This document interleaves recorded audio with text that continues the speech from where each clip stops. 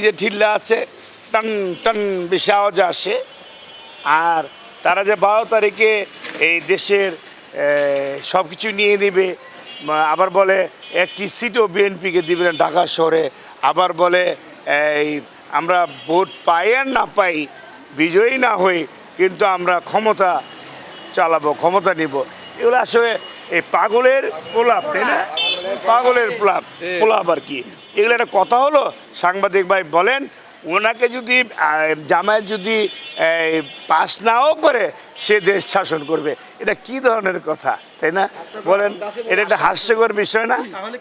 এটা আমি বলবো না, এটা বাংলাদেশের জনগণ বলে। কেন বলে? আপনি একটা কথা চিন্তা করে দেখবেন, এই সার্বভৌমত্ব, এই শস্য শ্যামলা বাংলাদেশ, এই বাংলাদেশকে যারা স্বাধীন চায়নি, যারা এই বাংলাদেশের মঙ্গল চায়নি, যারা এই বাংলাদেশের যে পতাকাটা হোক, সৃষ্টি হোক, তারা এই জিনিসটা চায়নি, তারা আবার আপনি বলেন এটা তারা কিভাবে ক্ষমতার আশা করে? যারা এই স্বাধীনতা চায়নি, আমাদের মা বোনদের সম্ভ্রম হানি করেছে, হ্যাঁ, এ দেশের বিশাল ক্ষতি করেছে, এদেশের বুদ্ধিজীবীদেরকে হত্যা করেছে, এদেশের যে দামাল ছেলেরা যারা দেশ নিয়ে চিন্তা ভাবনা করেছে তাদেরকে হত্যা করার আগ্রহ সৃষ্টি করে দিয়েছে এই জামাত। আপনারা সবাই জানেন, আমি তখন ছোট ছিলাম, বয়স আমার হয়তো বা তখন 9-10 হবে, কিন্তু তখনও আমরা তো বুঝতে পেরেছি। আমার এই বাড়ির পিছনে ক্যাম্প ছিল, আমার আত্মীয়কে তারা দেশের পক্ষে কথা বলার কারণে তারা গুম করে নিয়ে গেছে। আজ পর্যন্ত তাকে পাইনি, আমরা তাকে দেখতে পাইনি। তাহলে এই জামায়াত কীভাবে আশা করে যে তারা ক্ষমতায় আসবে? ক্ষমতায় আসলে জনগণ অনেক কিছু পাবে। এক নাম্বার পাবে হলো এদেশের স্বাধীনতার ঘোষক, এদেশের বহুদলীয় গণতন্ত্রের প্রবক্তা, শহীদ প্রেসিডেন্ট বাংলাদেশের প্রেসিডেন্ট শহীদ জিয়াউর রহমান, এবং তিনবারের প্রধানমন্ত্রী আমাদের আপসহীন নেত্রী, মাদার অফ ডেমোক্রেসি, সেই বাপ এবং মার সন্তান সে।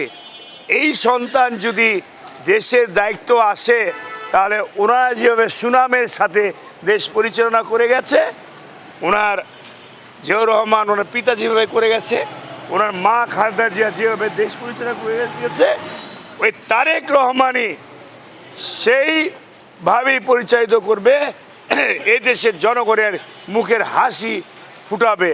কারণ হলো ওই বলল আই হ্যাভ এ প্ল্যান, সে অনেক প্ল্যান নিয়ে এসেছে। এই দেশে কোথায় কি লাগবে, কি অবস্থায় কি আছে, একমাত্র এই বিএনপির চেয়ারম্যান তারেক রহমানই জানে। কারণ যখন ওনার মা প্রধানমন্ত্রী ছিলেন, উনি ওনার মাকে নিয়ে বিভিন্ন জায়গায় গিয়েছে, তারপর উনিও বিভিন্ন কর্মসূচিতে অংশগ্রহণ করে উনি বুঝতে পেরেছে যে এই দেশটা কীভাবে চালাতে হবে। তাহলে সে অল্প বয়সী তার অভিজ্ঞতা অর্জিত হয়েছে, এবং তার যে একটা স্পৃহা, মনের যে একটা শক্তি, সেই শক্তি আমরা প্রত্যেকটি ক্ষেত্রে আমরা দেখছি।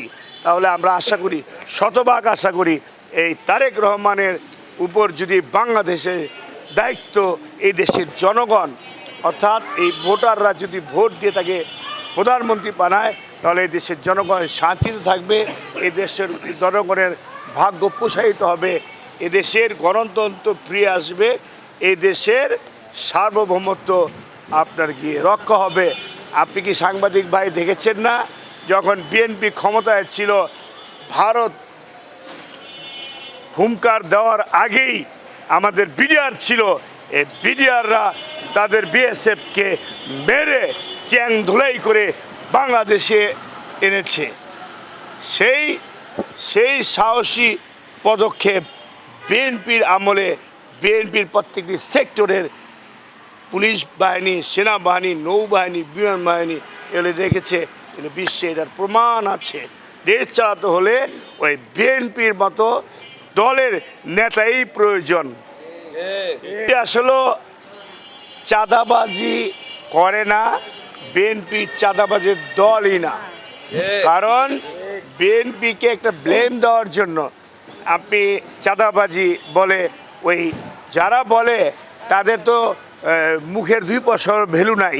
আপনি একটা খালি আপনি এই একটা দৃশ্য আপনার চোখে পড়ে অবশ্যই, যে ওই যে আপনার গিয়ে মিটফোর্ডের এখানে যে একটি ছেলেকে পাথর দিয়ে মাথা ছেঁচে মেরেছে, ওই দলের যার কথা বলতেছেন তারা কিন্তু বিএনপির উপরে চাপিয়ে দিয়েছিল। যেমন আপনাদের মতো দেশপ্রেমিক সাংবাদিক আপনারা সত্য তথ্যটা ধরেছেন, সেই পরিপ্রেক্ষিতে থলি থেকে বিড়াল বের হয়ে গেছে, সত্যি তথ্য বের হয়ে গেছে। এটি কারা করেছে, বিএনপি এর সাথে জড়িত নাই। এই জন্য বিএনপি প্রথমে অনেকেই খারাপ ভেবেছিল বিএনপি করেছে, সত্যটা বের হয়ে গেছে। বিএনপি মানুষের কাছে, এই জনগণের কাছে পুরো ক্লিয়ার হয়ে গেছে, বিএনপি খুন খারাপিতে বিশ্বাস করে না। বিএনপির প্রচারণা বলতে শেষ কোনো শব্দ নাই বিএনপির কাছে। বিএনপি সবসময়ই এই প্রচার সেবা জনগণের কল্যাণে সবসময় বিএনপি সবসময় এটা এগিয়ে থাকে, এটার কোনো শেষ নাই, চলবে। বড় আনন্দের বিষয় হলো আমাদের তারেক রহমান সাহেব আমাদের এ এলাকায় আসছে প্রায় 18 বছর পূর্বে। 18 বছর পূর্বে আসছে, 18 বছর পর সে আবার আমাদের এলাকায় আসতেছে নির্বাচন। 12 ফেব্রুয়ারি জাতীয় সংসদ নির্বাচন উপলক্ষে আসতেছেন। এই জন্য আমাদের খিলগাঁও, বাসাবো, সবুজবাগ, মুগদা থানার অধিবাসী এবং নেতাকর্মীরা অনেক আনন্দিত, প্রফুল্লিত, অনেক খুশি। আপনি গিয়ে দেখতে পাবেন বাসাবো খেলার মাঠ, এখানে আমাদের বিএনপির চেয়ারম্যান জনাব তারেক রহমান আসবে, ওখানে সাজ রব সাজ, অর্থাৎ সাজে পরিপূর্ণ হয়ে গেছে এই এলাকার মানুষ। আমাদের এই চেয়ারম্যানকে জনাব তারেক রহমানকে গ্রহণ করার জন্য ওরা প্রস্তুত, এবং রব আনন্দ মুখরিত একটা ভাব ইনশাল্লাহ আমরা দেখছি। আমরা দেখেন আসছে, এখন অনেক সময় হয়ে গেছে, তারপরে নেত্রীরা ধানের শীষ নিয়ে দাঁড়িয়ে আছে। আগামীকালকে যে আসবে তারেক রহমান সাহেব, এই জন্য পুরা এলাকাবাসীকে আহ্বান জানিয়েছে। তারা মাইক নিয়ে নিজে ক্যানভাস করেছে, নিজে মাইক দিয়ে এলাকাবাসীকে বলে দিয়েছে যে তারেক রহমান 2টোর সময় আসবে, আপনারা আমন্ত্রিত। তারেক রহমান আগমন, শুভেচ্ছা, স্বাগতম বলে তারা এই পুরো এলাকা তারা গাড়ি দিয়ে তারা এটা প্রচার করেছে। তো এটি আপনি দেখেন প্রমাণ হয় যে তারেক রহমানকে এই নেতাকর্মীরা কত ভালোবাসে। হ্যাঁ, এই নেতাকর্মীরা রাত জেগে এই প্রচারণা করে তারেক রহমানের জন্য, বিএনপির জন্য। এত আর করবেই না বা কেনই বা করবে না, সেটা হলো বিএনপি সবসময় নারীদেরকে অগ্রাধিকার দেয়, প্রত্যেকটি উন্নয়নের ক্ষেত্রে নারীদেরকে তারা সুযোগ করে দেয় বিএনপির। এটা হলো বিএনপির একটি 31 দফার মধ্যে একটি দফা হলো নারীদেরকে মূল্যায়ন করা, তাই না? এবার কি জনগণ যাবে ভোট দিতে? আওয়ামী লীগ যেহেতু নাই, ইনশাল্লাহ আওয়ামী লীগ নাই তাতে কি হয়েছে, আরও তো অনেক দলই আছে, অনেক দল আছে। আর আওয়ামী লীগের জন্য এই দেশের জনগণ অত একটা হতাশা না, অত একটা ব্যথিত না। কারণ এই আপনার এই জনগণের উপর যে আওয়ামী লীগ, স্বৈরাচারী আওয়ামী লীগ যে জুলুম, অত্যাচার, গুম, নিপীড়ন করেছে, এর জন্য আওয়ামী লীগের কাছ থেকে এই দেশের জনগণ মুখ ফিরিয়ে নিয়েছে।